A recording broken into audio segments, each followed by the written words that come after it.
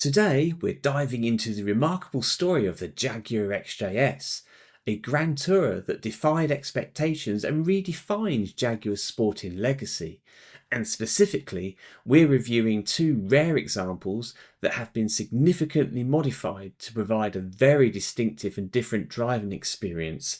A 6-speed automatic XJ-S V12 Coupe and a 5-speed manual XJ-S V12 Coupe.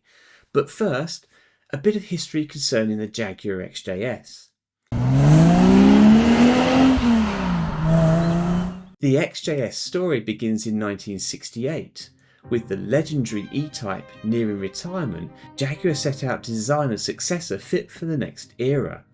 Internally known as Project XJ-27, it wasn't meant to mimic the E-Type's purity.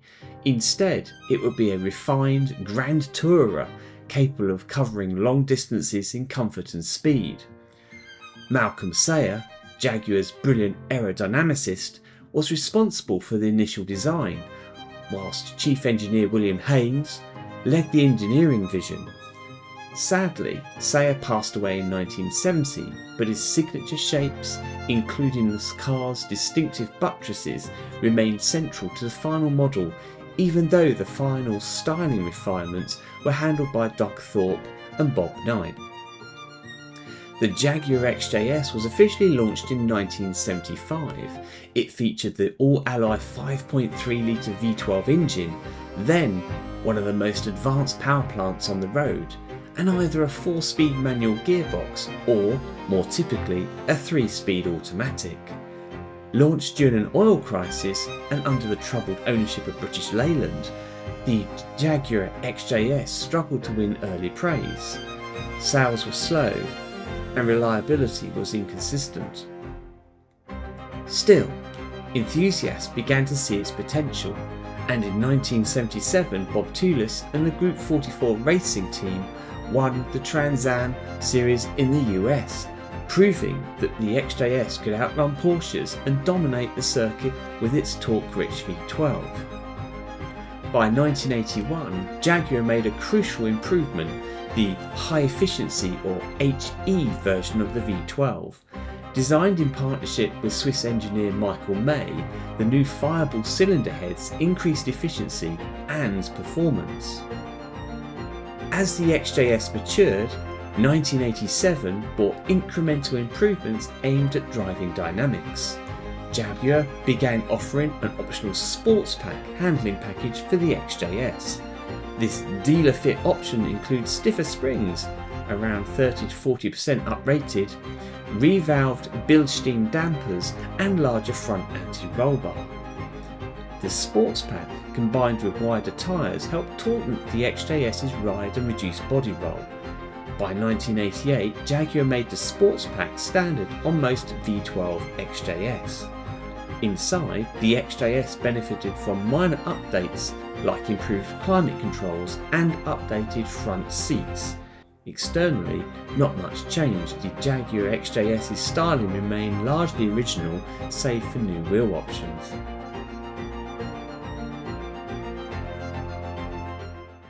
Welcome, Gertch. Lovely to see you. Yep. It's great to see your XJ-S here, over here, and just alongside with mine as well.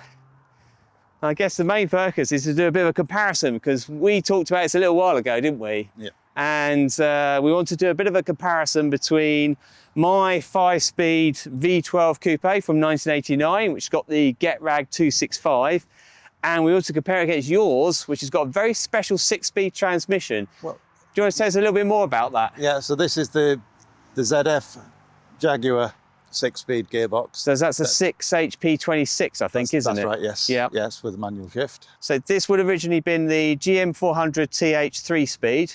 You've taken that out. You've fitted up a 6 HP 26, a 6-speed one, which is the same as my 2003 S-Type R, with different programming. And then you've been able to do some clever things with it to make it talk to the rest with the car, right? Yeah, basically we've taken a gearbox that wants to know everything that's going on in your car and put it in a car that doesn't talk to anything. So, so how do you overcome some of those challenges then? Because this is a very analog car. I think there's literally a control module for fueling and one for ignition, and that's quite simple, and that's pretty much it, isn't it? that's right. That's yeah. There's no computers in this. There's no diagnostic port or anything, and certainly there's no CAN bus normally.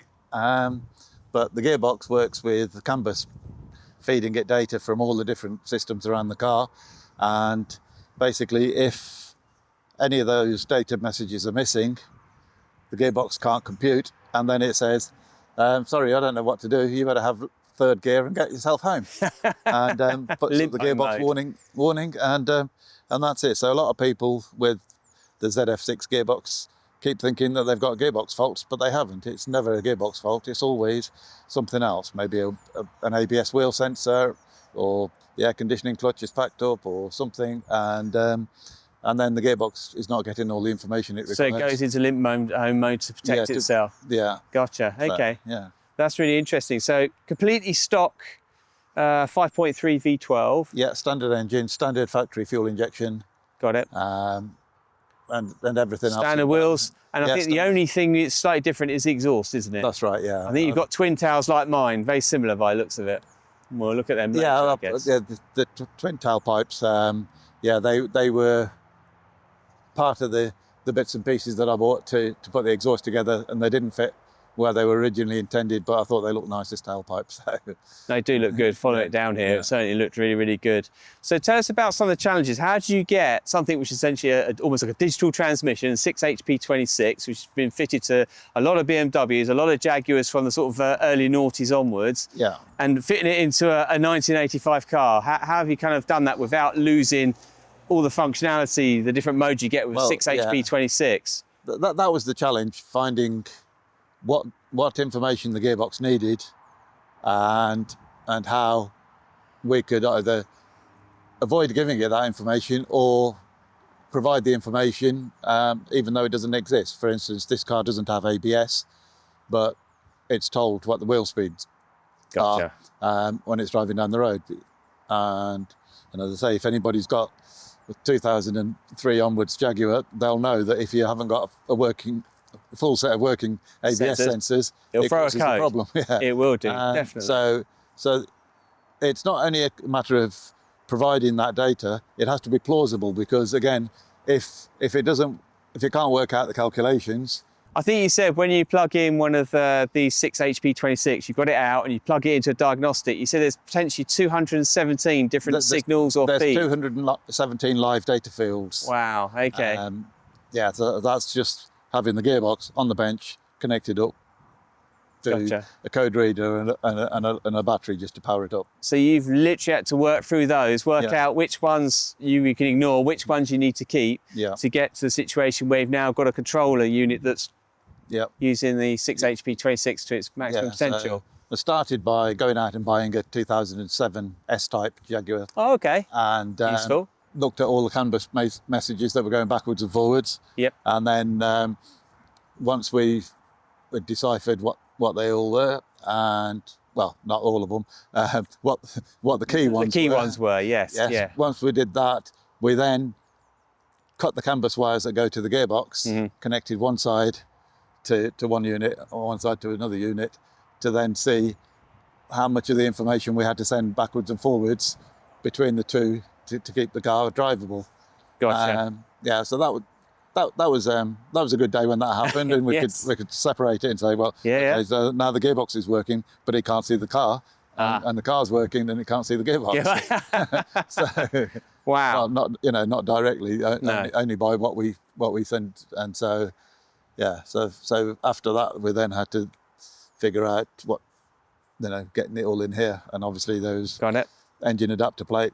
Yep. Torque converter adapter plate, prop shaft, special one made up just especially. Everything to be designed and tested and things, and so it was a long, slow process. It's pretty standard, Gert. So is there any changes you had to make under here at all, or? Well, there's a few extra wires.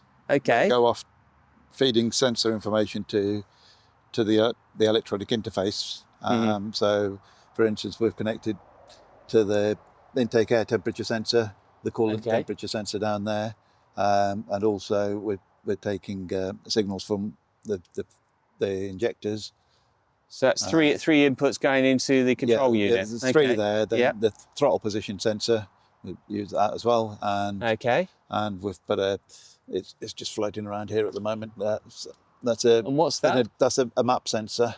So it's measuring manifold vacuum. The manifold, absolute manifold pressure, isn't it? But we're not using that at the moment. But it's still connected. It's there. Just okay. Yeah, because we've now calculated what the fuel dosage is per squirt of the injectors and right, okay. So you've calculated that sort of map or curve essentially of what the V12 does. Okay. Yeah. So basically the computer that's built into the ZF gearbox. Yep. It's driven basically by torque. Okay. So it wants to know how much engine torque there is at any time, and from that it'll then decide how it wants to do the gear shift. And in the later cars with a modern ECU, when the gearbox decides it wants to change gear, it'll send a message on the CAN bus to say, I want to change gear, and ask the engine to reduce the torque, and it'll say by how much. Okay. And then the engine responds and says, I've reduced the torque, and the gearbox then does a gear shift and tells the engine to carry on. So now what happens is the gearbox will send the message, it doesn't get a response, and then it says, well, I've got to deal with what I've got. So right, with the other inputs. But you still get smooth shifts. Well, this looks very familiar. So we have our standard XJ-S barrel gauges there, and speedo. Is it tachometer? Is that the right name? Yep. Here it is. Yep. Excellent. And if I just pan around here, this looks very standard. If I look at what we've got going on here. Way, that's just a GPS antenna for a logger. Okay, got it. And, oh wow. Okay. So that's our very famous little selector that you get there. Yeah. So what's that there? Is that different? That's extra now. So we've erased the 2-1 legend. Oh yes. There. Okay. And that's just a sport buttons. So you've got sport mode now. Okay. That's very interesting. So the ZF gearbox has a mechanical selector that moves it between park, reverse, neutral, and drive. So the research showed that most people who drive a Jaguar have a look at that, play with it when they first get their car, and then never touch it. Never touch it ever again. Never ever go to the left, always up and down. That's it. And maybe occasionally press the sport button. Fair enough. So very good. And I noticed you've got a device here. Is that something to do with it, or this displays the data from the interface. Okay. And it's obviously it's a working car. This is a working car, so and so with that I can monitor what the engine's the gearbox is doing. The customers can use an app on their phone. Oh wow! Which will give them access to some of the functions on there. For instance, if you change your tyre size or something, you can do. You can then. Oh, you can change. You can tell it. Okay. If you change your diff ratios, you can tell it that. Picks up pretty quick. Yeah, it's got a high torque starter motor. That's part of the conversion as well because sweet. Because the starter position is different. And it's cool. So it's all up and ready to go, is she? Yeah, that's it. Yeah. Excellent, brilliant. Cool. It's been a long time since mine's been like that. Let's take the hand. Oh, it is already off. Let's go back a little bit. Oh yeah, very light assisted. Yeah. There we go. Into neutral. Down into drive. Yeah, so. Thank you very much. Oh, that's very light. Yeah. I forget. Okay, slowly getting used to this. Yeah. Oh, it's so weird having the extra ratios there, but so that is very unusual. Wow. Yeah. Shift smooth enough. That's very smooth. Yeah. Can't even tell what ratio I'm in. I'm in sixth now, am I? The right-hand one is what the gear position is, which is drives. It's 6. Yeah. And the one on the left is the gear that it's in. So it's in 5th at the moment. Oh, now she's gone down to 6th. Wow. So I'm doing just about 56 miles an hour at 1,500 RPM. That's something, isn't it? That's really, really something. Wow.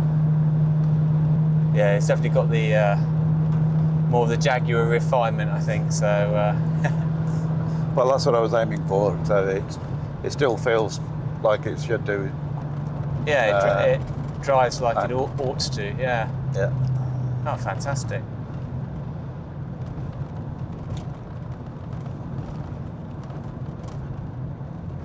Yeah, I can feel it slowly changing down, just like the S-Type would actually. All right, give her a little bit more gas. Yeah, sure. Yeah.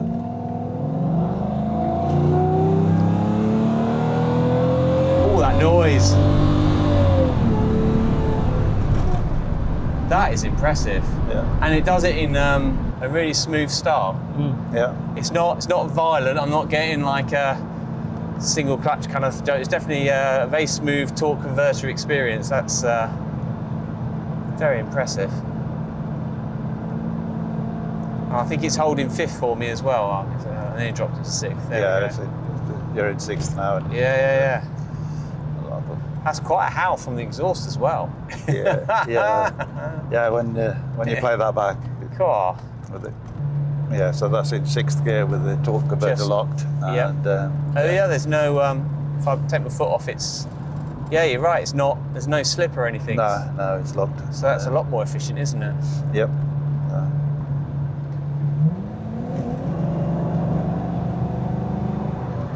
Pretty responsive as well.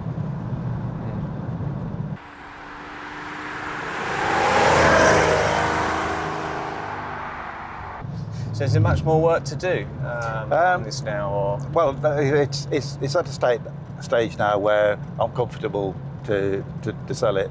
If somebody puts this in their car, they'll be happy with it. Excellent. But we're still working on things. Yes, of course.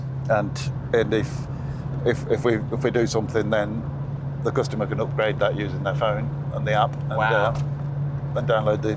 So you can actually send them a different map or something as you enhance it over the time. Yeah. And they can just use their phone to just upgrade the gearbox just like that. Yeah. Excellent.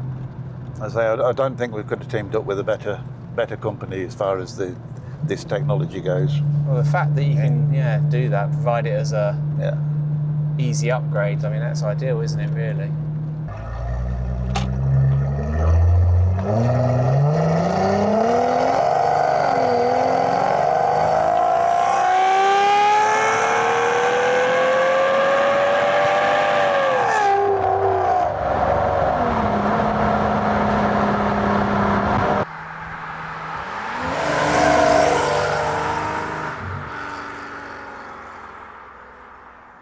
It's strange because the dashboards are the same, okay? Yes. But because I've got mine with the bits in here, this seems a lot further. This is like got a lot of room. I suppose that's the first thing, isn't it? The first thing. There's a few things there, and I guess the other point to note out is that we've got the 5-speed shifter. Yeah. So I think I'll be honest. The Getrag XJ-S V12 is a reasonable transmission, but compared to modern manuals, I think it's a little bit agricultural, and we'll probably see that a little bit when it's a little bit slow. I think is the word I'm looking for.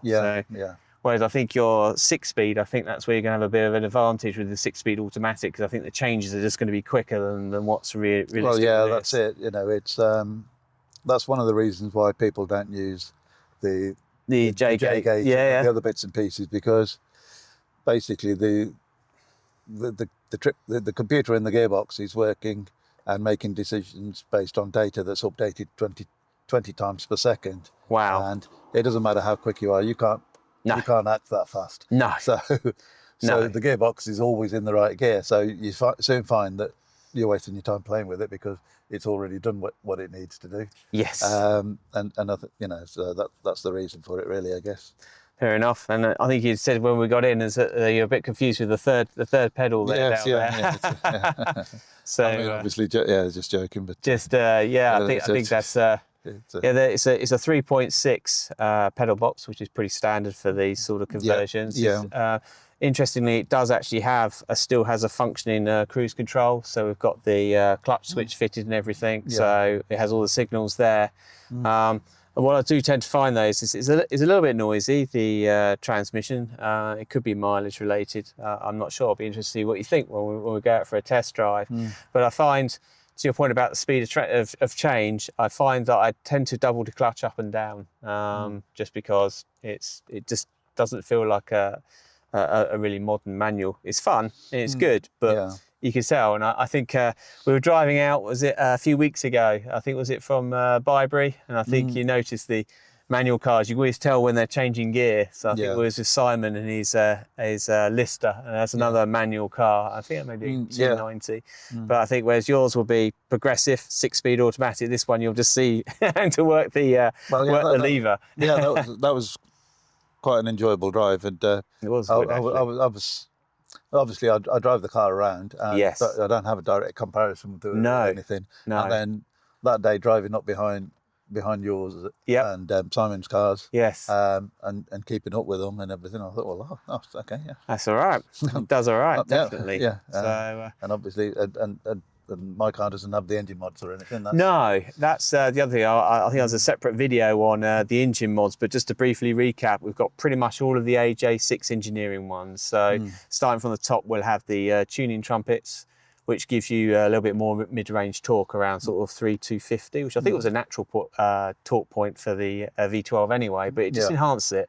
We've also got the slightly larger throttle bodies as well, so you'll hear them if you go past 3,000 RPM, just subtly in the background. And again, we've got the twin tail exhaust at the back as well. The torque extractor pipes at the front. That's right, okay, so that's all in there. The other thing I think you'll notice, and we'll go on the test drive in a little bit, is the ride will be a lot firmer. A lot firmer. It's got the Harvey Bailey thicker anti-roll bars back and front. It's also got a lot of bracing as well in there as well. Also the Coney red shock absorbers all round, and that's kind of set to sport mode. So be prepared. It could be a little bit more violent than what you're used to, and I'm probably going, wow, this is so smooth. Well, it's certainly unusual for me. I think it's probably been about at least 10 years since someone else has driven my car, and I think it was probably Chris Knowles. Well, I'll put you right on the spot here, Gersh. This is not your car, it's a manual car, it's been converted. Quite a different driving experience, wouldn't you say? About 3 years ago, I drove the Series 3 Daimler 66 that had been manually converted, and an S-Type. And I wasn't that impressed with either of the two conversions, to be honest. Fair enough. The Daimler had a Toyota gearbox in it. Oh, okay. And so the gearbox itself was nice.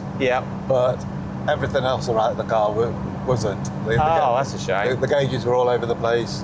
There was vibration coming through the transmission car all the time. Oh, right, and the clutch pedal moved side to side. Oh, that's not good. It's not a good idea. So no, definitely not.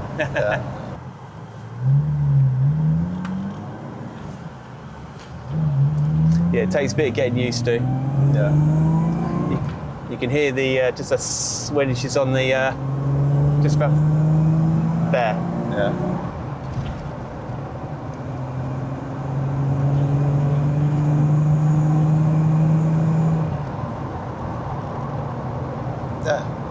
Nice smooth shifts. That's pretty impressive, because I say the gearbox isn't that quick, is it, compared to our regular manual? The downside of having it so firm on the road is you do get a few rattles from different places. So it's fine when it's on smooth tarmac, but if there's slight undulations or bumps, you do get a bit of a rattle. It seems to be coming from the door, I think. These roads have got a lot of bumps and stuff like that. How do you find it handling wise? It's very precise. It's not too bad. I think the slightly small steering wheel helps a little bit. I forgot to warn you, there's no power steering. I disabled it. You may have noticed that when you pulled off. It's like it's a little bit heavier than normal.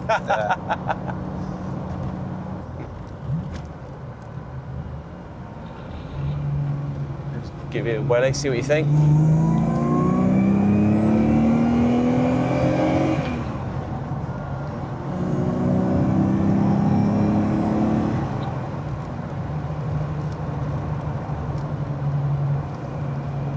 Not super fast, but fairly quick for one of these, I think.